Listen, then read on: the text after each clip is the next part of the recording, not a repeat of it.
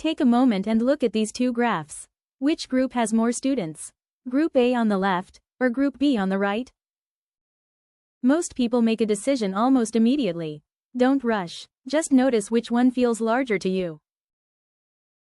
Hold on to that choice. We'll come back to it later. Now let's look at the same two graphs again. But this time, the question is different. Which group has the higher score on average? Take a moment. Many people change their answer here. Some don't. Just notice what your eyes are doing. Which bars are you trusting, and why? We'll come back to this too. But first, let's talk about what these graphs are actually showing. Take a look at this histogram. At first glance, it looks straightforward. The bars line up neatly, and it feels natural to compare their heights. But there's an important condition hiding here. Histograms only allow fair comparisons when the class intervals are the same width. If the widths change, the comparison breaks, even if the bars look similar. So before you compare anything, there's one question you always have to ask. Are these intervals actually equal? So what does the height of a bar actually mean? It's not a score, and it's not a bigger number on the x-axis. The height only tells you how many data points fall inside that interval. That interpretation works, but only when the intervals are the same width. When the widths change, the same height can represent very different amounts of data. And that's where people get fooled.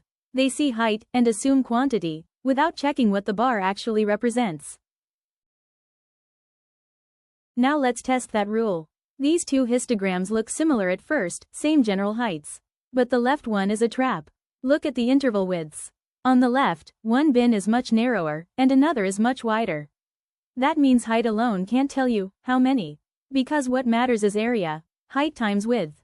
So when widths are unequal, your eyes will overcount the narrow bins and undercount the wide ones. On the right, the widths are equal, and now the heights become fair comparisons again. Once the intervals are fair, the next thing to look at is the shape. These two histograms have the same scale, but they tell very different stories. On the left, most of the data is packed toward the higher end. On the right, it's pulled toward the lower end. The key isn't the direction. It's noticing where the data is concentrated and how it tapers off. On the SAT, you're often asked to use that shape to reason about what's typical and what isn't. Histograms and bar charts often look similar, but on the SAT they play fundamentally different roles, and misunderstanding the difference can lead to incorrect answers. So let's take a closer look at what each one is really showing. On the left, the histogram represents continuous numerical data, in this case, test scores. The bars touch because the score intervals flow smoothly from one range to the next. Each bar represents a class interval, such as 50 to 60 or 60 to 70, and the height of the bar tells us how many students scored within that specific range. Histograms help us understand the shape of a distribution, whether the data are clustered, spread out, left skewed, right skewed, or roughly symmetric. Whenever you're asked about trends, skewness, or how values are distributed across a range, a histogram is the tool that reveals those patterns. On the right, the bar chart tells a completely different story, even though the bars may appear similar. A bar chart shows categorical data, such as math, reading, and writing. These bars do not touch because the categories are separate and do not represent continuous intervals. The purpose of a bar chart is simply to compare counts or frequencies across different groups. A crucial SAT skill is checking the x-axis before you interpret the bars. If the axis shows numerical ranges that continue from one to the next, you're dealing with a histogram. If it lists separate categories, you're looking at a bar chart. Remember this key idea. Histograms describe distributions. Bar charts compare groups. Recognizing the difference ensures you read each graph accurately and avoid one of the most common SAT mistakes. In this first half of the lesson, we've built a solid understanding of how histograms work and how to interpret them accurately. We learned that histograms organize data into equal width intervals, and that the height of each bar represents the frequency, the number of values in that range. We also identified a common mistake, using unequal intervals, which can distort the shape and lead to false conclusions. Understanding skewness helps you recognize whether the distribution leans left or right and what that says about the data. And finally, we compared histograms with bar charts, noting that histograms show distributions across ranges, while bar charts compare separate categories. Now that these core ideas are clear, we're ready to move into the practice section. Next, you'll work through beginner, intermediate, and advanced problems. For each question, you'll have quiet time to solve it, followed by a step-by-step explanation to reinforce your understanding. Let's begin the practice part and apply what you've learned. Let's try a beginner-level histogram question. Take a close look at each bar, notice their heights, and see what you can figure out about this distribution. Pause the video and give it a try.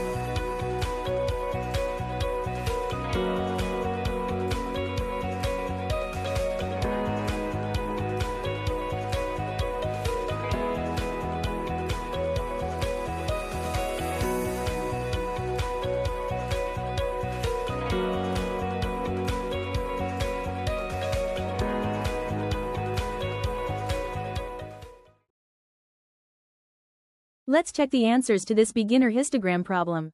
First, which class interval has the highest frequency? Look carefully at the height of each bar and compare them. The interval whose bar reaches the highest point on the frequency axis is the one with the most values. In this histogram, the bar for the 20 to 30 interval is clearly the tallest, so 20 to 30 has the highest frequency. Next, how many values fall in the 20 to 30 interval? To answer this, read the exact height of that bar rather than guessing from the overall shape. The bar goes up to 4, which tells us that 4 values fall within that range. This step is important because SAT questions often test whether you can read bar heights precisely. Finally, which interval has the fewest values? Here we look for the shortest bar. The bar for the 40 to 50 interval is the lowest on the graph, meaning it contains the fewest data points. The key idea to remember is that the height of each bar represents frequency, while the labels on the x-axis show only the score ranges. Always check the bar heights carefully. This skill shows up repeatedly on SAT histogram questions. Here is your intermediate level histogram challenge. These intervals have different widths, so comparing them requires careful reasoning. Try to answer the 3 questions using the data shown. You have 90 seconds, pause the video and give it a try.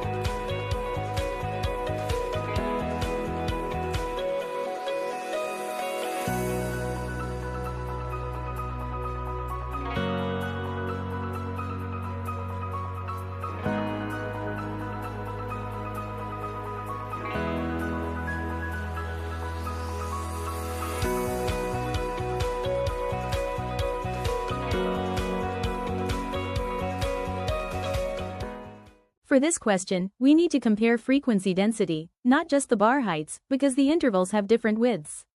We calculate density as frequency divided by interval width. For 40 to 50, it's 3 over 10, for 50 to 55, 2 over 5, for 55 to 70, 3 over 15, and for 70 to 80, 2 over 10. The largest value comes from the 50 to 55 interval, so it has the highest frequency density. To find the percentage of students who scored below 55, we add the frequencies of the intervals below that score. There are 3 students in the 40 to 50 range, and 2 students in the 50 to 55 range, for a total of 5. The histogram shows 10 students in all, so 5 out of 10 is 0.5, or exactly 50%. So, 50% of the students scored below 55. The teacher believes that more than half of the class scored 55 or higher. From the histogram, 3 students are in the 55 to 70 interval, and 2 students are in the 70 to 80 interval, so 5 students scored at least 55. Since there are 10 students in total, 5 out of 10 is exactly 50%, not more than half. Therefore, the histogram does not support the teacher's conclusion.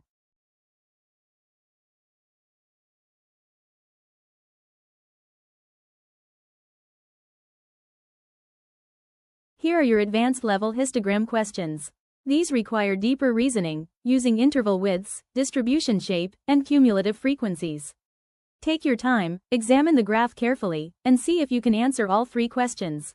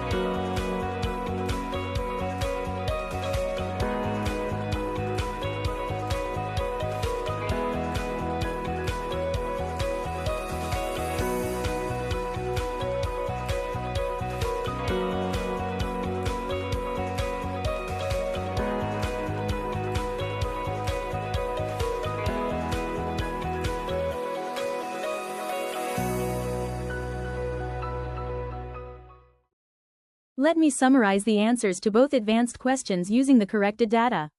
For question 1, the largest contribution by area, we calculate area as frequency times interval width. 40 to 50 has area 50, 50 to 55 has area 20, 55 to 70 has area 135, and 70 to 80 has area 30. The 55 to 70 interval contributes the largest share by far with 135. For question 2, the median score range, with 21 total students, the median is the 11th student. Using cumulative frequencies, 40 to 50 contains students 1 through 5, up to 55 contains students 1 through 9, and up to 70 contains students 1 through 18. Since the 11th student falls inside the 55 to 70 interval, the median lies in the 55 to 70 range. This demonstrates 2 key SAT concepts. Area calculations help identify true proportional contributions when intervals have different widths, and median estimation requires systematic cumulative frequency counting to locate the middle position within the correct interval. Answer for question 3. No, the histogram does not support the researcher's claim. The researcher claims that students scoring 55 to 70 represent more than half of all students. Let's verify this with the data. From the histogram, 9 students scored in the 55 to 70 range out of 21 total students. Calculating the percentage. 9 divided by 21 equals approximately 0.43, or 43%. The researcher's claim requires more than half, which means more than 50%. However, 43% is clearly less than 50%. Therefore, the histogram does not support the claim. Although many students fall in the 55 to 70 range, they represent less than half of the total distribution, not more than half as claimed. This question demonstrates the importance of calculating exact percentages rather than making visual estimates. Even when a category appears prominent in a graph, precise mathematical analysis is needed to verify claims about proportions. Great work making it to the end of this histogram masterclass. At this point, you now understand how histograms organize data using class intervals and frequency, and why this structure matters for interpreting real datasets. You also learned that equal width intervals are essential for an accurate visual impression, and how unequal widths can create misleading shapes that hide or exaggerate patterns in the data. We also explored how to identify skewness, compare distributions, and calculate frequency density when interval sizes differ, a skill that becomes crucial in more advanced SAT math questions. In the practice section, you worked through beginner, intermediate, and advanced problems that mirror the style and difficulty of the actual exam. These skills show up frequently on SAT math, and mastering them gives you a clear strategic advantage. Keep reviewing, keep practicing, and you'll be well prepared for data analysis questions on the SAT. Great job, and see you in the next lesson.